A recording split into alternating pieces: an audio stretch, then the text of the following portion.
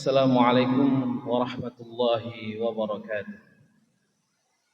Alhamdulillah, alhamdulillahi wa kafa, wassalatu wassalamu ala rasulil mujtaba amma ba'du. Raditu billahi rabba wa bil islami dina wa bi Muhammadin nabiyya wa rasulah. Ma'asyiral muslimin, jamaah salat zuhur Masjid Taqwa Muhammadiyah yang dirahmati Allah. Alhamdulillah, kita bersyukur kepada Allah Subhanahu wa taala. Allah mengaruniakan banyak nikmat, banyak kebaikan dan banyak kemuliaan kepada kita bersama. Terutama kita biasa melaksanakan salat zuhur secara berjamaah dan kita mengkaji ilmu pengetahuan. Dan hari ini insyaallah kita akan bahas satu judul tentang sifat manusia, sifatul insan.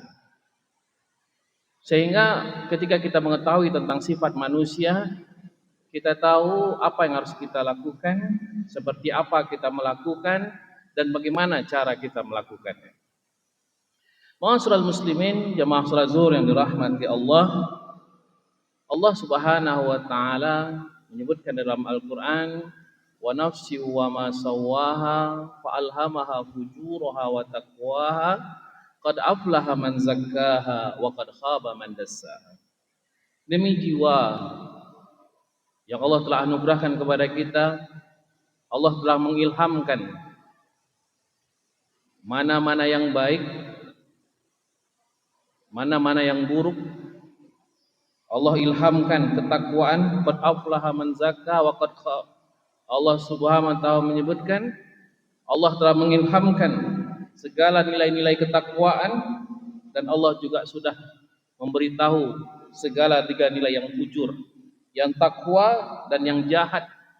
Allah sudah ilhamkan kepada manusia bagaimana cara manusia memahaminya, bagaimana cara manusia mendidiknya. Inilah yang perlu kita lakukan, ma'asyiral muslimin yang dirahmati Allah. Takwa dan fujur Allah kaitkan di dalam Al-Quran dengan tazkiyah dan tadsiyah. Allah kaitkan dengan pensucian diri dan pengotoran diri. Qad aflaha man zakkaha wa qad khaba man dassaha. Fa alhamaha fujuraha wa taqwaha qad aflaha man zakkaha wa qad khaba man dassaha.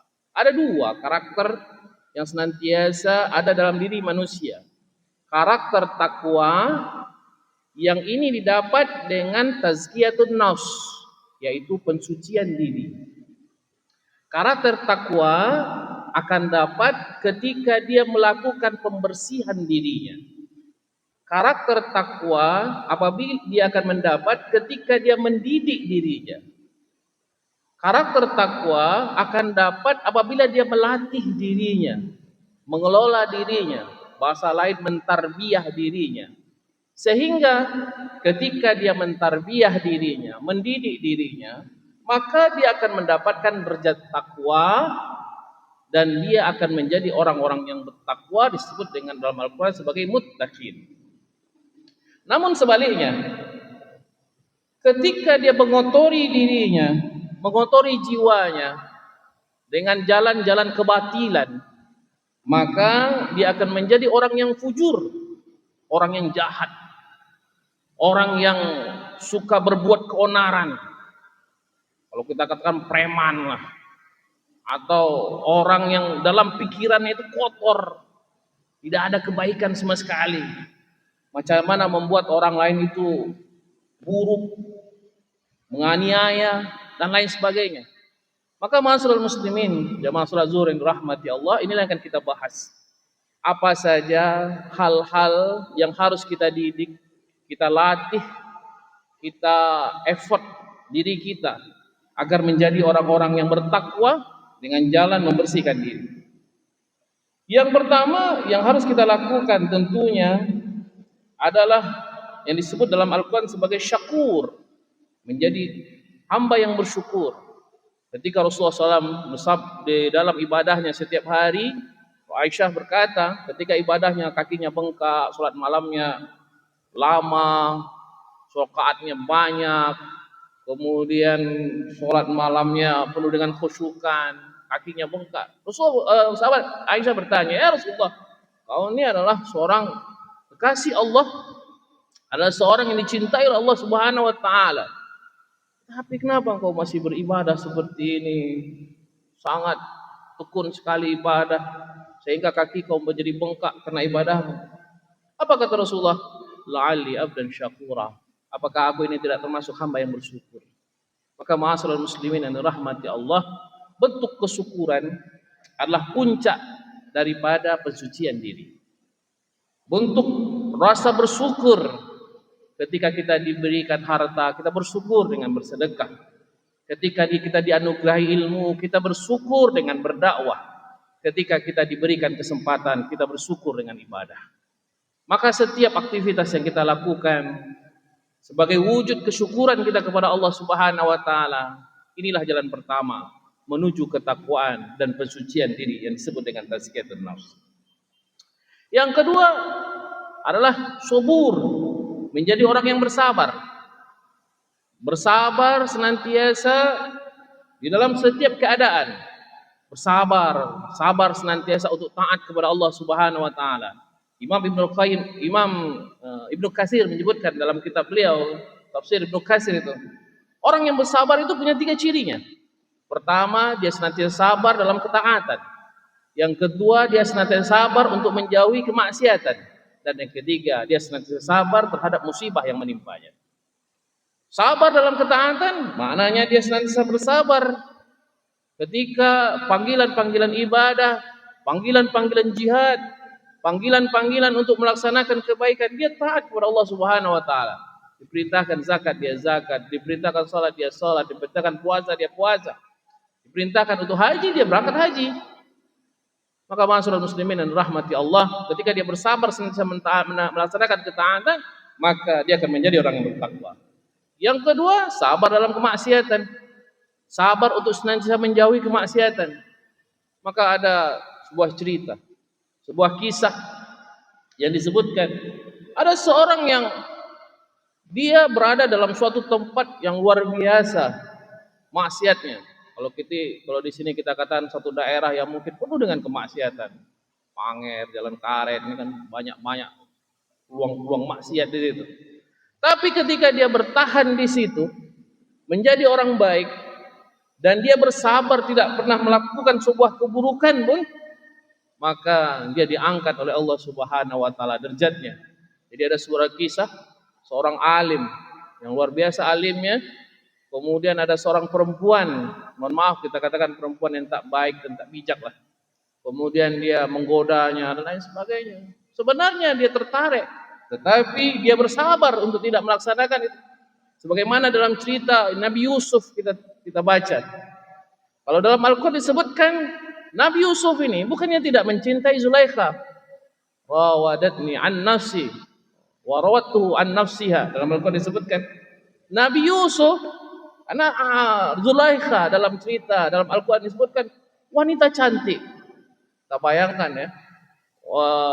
Kalau dikatakan istri muda lah sekarang oleh wazir ketika itu, seorang bagian keuangan, seorang menteri keuangan ketika itu, dia adalah wanita yang sangat cantik sekali, muda, sangat molek, penuh dengan pesona, luar biasa, pesonanya luar biasa, istrinya wazir ketika itu. Dan Yusuf pun ini seorang yang gantengnya luar biasa. Dengan saya mirip lah mungkin ya. Kemudian punya sangat luar biasa sekali Nabi Yusuf ini. Ya, punya paras yang ganteng, mempesona dan lain sebagainya. Kemudian mereka berdiam dalam satu rumah. Kita bayangkan, berdiam dalam satu rumah seorang wanita cantik Zulaikha, ya kan?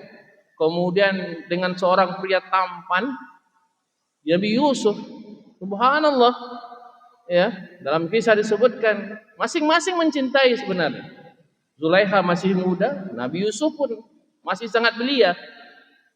Tetapi kita baca dalam kisah bagaimana Zulaikha ketika itu yang biasanya yang bisa menahan emosi, amarah, menahan nafsu ini perempuan. Tetapi kalau dalam cerita ini sebutkan yang nggak bisa menahan itu adalah Zulaikha. Dia tidak bisa menahan kecintaannya, tidak bisa menahan kesukaannya kepada Nabi Yusuf. Sehingga dia buatlah skenario, dia tutup semua pintu, kemudian dia panggil Nabi Yusuf, ya, tentunya dengan pakaian yang menggoda, pakaian yang sangat sangat diminati oleh pria tentunya. Kalau manusia biasa niscaya akan tergoda. Tetapi Nabi Yusuf ketika itu, Nabi Yusuf pun pada saat itu adalah seorang budak. Seorang yang masih sangat budak, kita katakan budak ini adalah hamba sahaya yang dibeli oleh keluarga ini. Tentunya dia merasa sebagai orang yang sangat berjasa tuannya kepadanya. Tetapi ma'asyiral muslimin, jamaah salat zuhur yang dirahmati Allah, dia tidak sedikit pun tertarik kepadanya. Dalam artian dia lebih takut kepada Allah Subhanahu wa taala dibandingkan dengan godaan itu semua. Akhirnya tertariklah bajunya Nabi Yusuf dari belakang, sehingga ketika itu Zulaikha mengatakan bahwa sungguhnya Nabi Yusuf yang menggodanya, karena dia pun masih muda, cantik, jelita dan lain sebagainya. Sehingga dibawalah seseorang yang bisa menjadi pengadil dan mengatakan bahwa Zulaikha lah yang menggoda dan Zulaikha lah yang ingin dengan Nabi Yusuf. Maka ma'asyiral muslimin, jamaah salat zuhur yang dirahmati Allah, tentunya menahan nafsu seperti ini bukanlah mudah. Seorang laki-laki yang normal tentunya ketika berhadapan dengan sesuatu yang mungkin yang sangat mungkin terjadi, tetapi dengan qadarullah, dengan keimanan, dengan kesabaran, kita sebut dengan kesabaran yang luar biasa untuk tidak melakukan maksiat, ini dilakukan oleh Nabi Yusuf alaihissalam. Dia mampu menahannya. Maka ketika wanita-wanita di Mesir ketika itu mengatakan bahwa Zulaikha cinta kepada putranya, cinta kepada pembantunya. Apa kata Zulaikha? Engkau tidak tahu apa yang saya hadapi setiap hari. Bagaimana saya menahan hasrat, bagaimana saya menahan nafsu untuk tidak mendekati Nabi Yusuf.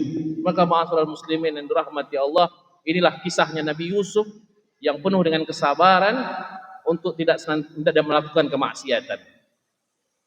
Dan kesabaran yang ketiga disebut dengan kesabaran yang berhadapan dengan segala macam musibah. Apapun musibah yang menimpa, apapun musibah yang terjadi, bagaimanapun keadaan kita bersabar dengan takdir yang telah Allah tetapkan kepada kita. Karena dengan kesabaran itulah kita akan mensucikan diri kita, dan kesabaran itulah yang akan menjadikan kita yang bertakwa. Yang kedua, Allah juga menyebutkan ada ketakwaan dan ada yang disebut dengan fujur. Fujur ini adalah disebut dengan niat jahat, menjadi orang jahat. Maka Allah sebutkan dalam Al-Quran ya, fa'alhamaha fujuraha wa taqwaha. Kami menghilangkan kepada manusia sifat fujur dan sifat takwa. Fujur, takwa didapati dengan mensucikan diri. Fujur akan didapati orang-orang yang mengotori dirinya. Siapa mereka? Yang pertama, orang yang bersifat ajula. Apa itu ajula? Tergesa-gesa. Segala sesuatu tergesa-gesa. Sholat pengen cepat. Sholat kilat ekspres. 2 menit tuntas. 4 rakaat selesai. Nah, ini disebut dengan ajul. Kalaupun ingin melakukan perbuatan, dilakukan tergesa-gesa. Karena Allah Subhanahu wa taala menyebutkan ya, ketika ketergesa-gesaan itu hanya boleh pertama ya, apabila seseorang apabila ada mayat yang meninggal, kita tergesa-gesa untuk menguburkannya. Itu boleh tergesa-gesa. Apabila ada mayat di hadapan kita, kemudian dia meninggal, maka kita boleh tergesa-gesa untuk menguburkannya. Malah tak baik kalau seandainya kita malamkan mayat tersebut. Ada yang bercerita, Ustaz, ini kan rumah yang dia bangun besar-besar, kemudian masa dia tak boleh bermalam 1 malam di sini? Udah habis masanya. Orang yang meninggal itu habis masanya di dunia. tidak perlu dilama-lamakan dia di dunia, sehingga perlu digesa-gesakan untuk dia bisa dikuburkan. Nah, ini gesa-gesa yang pertama diperbolehkan. Boleh ini gesa-gesa ini. Yang kedua yang diperbolehkan, apabila ada seorang wanita yang ingin menikah, maka dinikahkan segera. Tak boleh kita melama-lamakan wanita, ada seorang wanita yang ingin menikah, maka dinikahkan. Kalau kita punya anak, seorang perempuan, dia ingin menikah katanya, maka seorang orang tua tidak boleh menahannya. Oh, nanti dulu, sekolah dulu yang tinggi, cari kerja dulu, enggak usah. Dinikahkan saja, terutama untuk anak perempuan. Apa sebab? Kita takutkan kemaksiatan, akan takutkan dosa, akan takutkan segala macam keburukan. Maka ketika kita melakukan dosa gesa-gesa seperti ini boleh. Tetapi ketika kita melakukan ibadah dengan tergesa-gesa, kita melakukan perbuatan dengan tergesa-gesa, kita takutkan itu akan menjadi pengotoran diri kita. Kita lakukan sholat dengan cepat, kemudian kita lakukan ibadah itu dengan tidak tumaknina, maka salat ibadah diterima itu adalah tumaknina, penuh dengan pengkhusyukan kepada Allah Subhanahu wa taala. Yang kedua, sifat orang yang senantiasa mengotori dirinya haluan, yaitu keluh kesah. Ya. Innal insana khuliqa halua, idza masya syarru jazua, wa idza masal khairu manua illa al-musallin. Maka dikatakan sifat manusia ini pada hakikatnya adalah orang yang halua, idza massahu syarru jazua, idza masal khairu manua. Innal insana khuliqa halua. Manusia itu sebenarnya dia punya sifat halua, yaitu suka berkeluh kesah. Bagaimana sifat orang yang suka berkeluh kesah ini? Idza massal syarru jazua wa idza massal khairu manua. Kalau dia ditimpa sebuah keburukan, maka dia akan meronta-ronta, dia akan berkeluh kesah, dia akan meratapi tentang keadaannya. Dan ketika dia ditimpa kenikmatan kebaikan, dia akan menjadi orang yang pelit, manua, orang yang kedekut, orang yang tidak mau berbagi. Nah, inilah sifat orang-orang yang disebut dengan halua. Maka orang-orang yang punya sifat-sifat seperti ini, maka mereka termasuk orang-orang yang mengotori dirinya dan menjadi orang-orang yang fujur. Semoga Allah Subhanahu wa taala menjadikan kita orang-orang yang bertakwa dan menjauhi kita daripada sifat-sifat fujur, sehingga Allah berikan kemuliaan dan kebaikan kepada kita bersama dan dimasukkan ke dalam surganya. Nasrul minallah wa fathun qarib wa basyiril mu'minin. Wassalamualaikum warahmatullahi wabarakatuh.